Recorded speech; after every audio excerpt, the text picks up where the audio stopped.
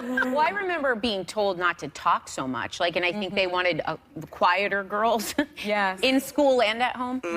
But my parents also used to give me speeches. I remember after this, we were doing Grease reenactments with my basketball team when we were Those are the 14. best. It was the best. And my mom and dad called me over to the table, and they didn't embarrass me in front of the group, but they said, you know, Sarah, it's not always about you. And I've always been like this little middle child performer. So I Yeah. feel like they squashed me a little. No, I was never squashed.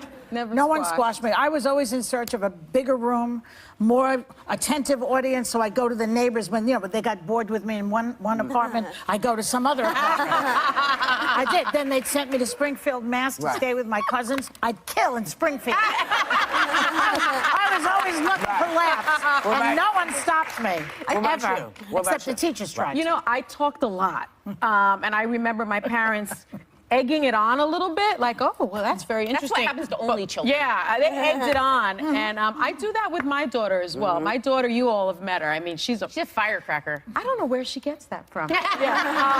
She's a firecracker. She's extremely opinionated. She's actually quite political. The wall thing with Trump infuriated her, and I love that about her. What about Well, you? first, I love young girls that are political, and there are actually statistics that show as little girls get older, starting at 13, they become less and less involved and interested in politics because they don't think it's necessarily an industry that they would be welcome in or go into. It's a huge problem. I think more women in leadership roles in general would make our world a much better place.